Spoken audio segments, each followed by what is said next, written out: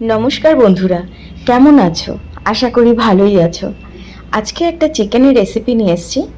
এটা কিন্তু খুবই সুস্বাদু, অথচ মশলা তেল ভীষণই কম।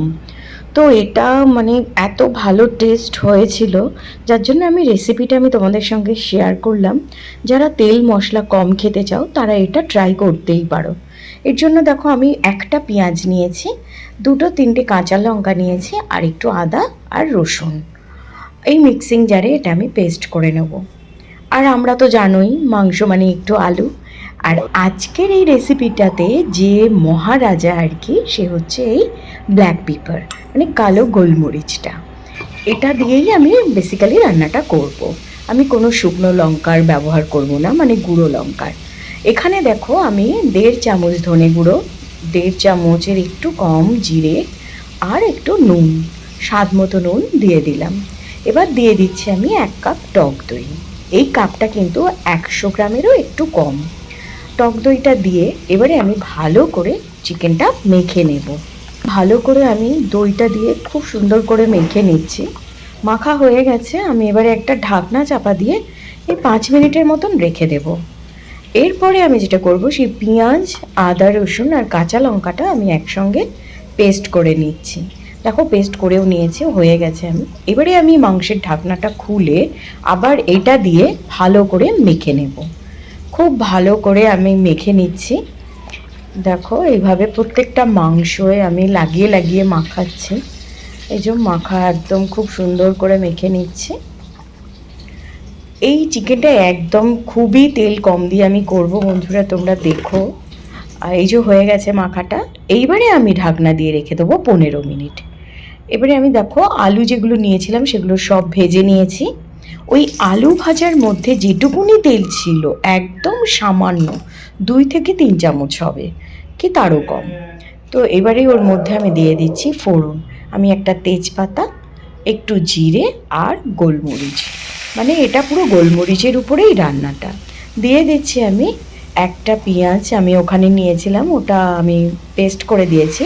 আর একটা ছোটো মতন পেঁয়াজ আমি এখানে কুচিয়ে দিলাম। দিয়ে নাড়াচাড়া করে যেটা ম্যারিনেট করে রেখেছিলাম চিকেনটা আমি দিয়ে দিলাম। দিয়ে আমি ভালো করে নাড়াচাড়া করব।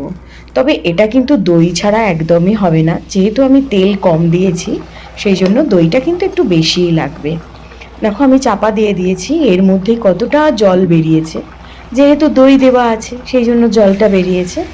আমি কিন্তু খুব ছোট্ট করেই একটু কাঁচা লঙ্কা দিয়েছি, 3 টুকরোর মতন, 3 পিস, সরি, টুকরো নয়। দিয়ে আবার আমি আলুগুলো দিয়ে ভালো করে নাড়াচাড়া করে একটা ঢাকনা দিয়ে চাপা দিয়ে দিলাম। দিয়ে আবার নাড়াচাড়া করে এর মধ্যে এবারে গোটা দেখো, আমি 3টে কাঁচা লঙ্কা আর একটু ক্যাপসিকাম দিয়ে দিলাম। দিয়ে ক্যাপসিকামটা দিলে কি হয়, একটু সুন্দর গন্ধ হয়, ভালো লাগে খুব। তো এবারে আমি এর মধ্যে একটু জল দিয়ে দিলাম। দিয়ে ভালো করে নাড়াচাড়া করে আমি ঢাকনা দিয়ে দেব। আরও একটু জল দিয়ে দিয়েছিলাম, তোমরা যতটা ঝোল খেতে চাও সেই পরিমাণে জল দেবে। আমি যতটুকু রাখবো ঝোল, সেই আন্দাজে জল দিয়েছি। দিয়ে ভালো করে নাড়াচাড়া করে ঢাকনা চাপা দিয়ে দিয়েছিলাম। একদম সিদ্ধ হয়ে গেছে, দেখো আমি আলুটা দেখাচ্ছি, একদম সিদ্ধ হয়ে গেছে। এবারে আমি ওই গোলমরিচ গুঁড়ো তখন মাখানোতে দিয়েছিলাম আর একটু রেখে দিয়েছিলাম, সেই গোলমরিচ আর একটু কসুরি মেথি এই টাইমে দিয়ে দিলাম।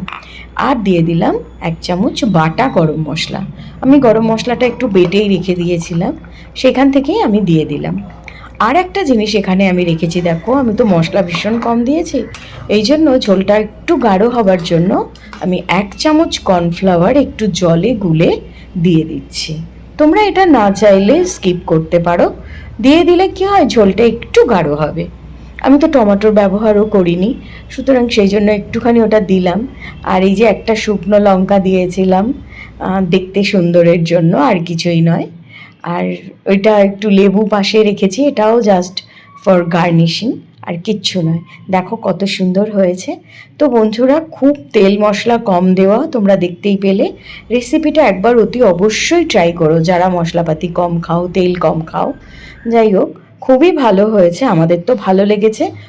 আর এই চিকেনের সঙ্গে দেখো, শসা ছিল না, একটু টমেটো, পেঁয়াজ আর কাঁচা লঙ্কাকে এরকমভাবে কুচিয়ে নিয়ে আর লেবু আর বিট নুন দিয়ে মাখিয়ে নিয়েছিলাম। এটাও ভীষণ সুস্বাদু হয়েছিল। তো ভালো লাগলে লাইক শেয়ার কমেন্ট সাবস্ক্রাইব করো। ভালো থেকো। Thank you.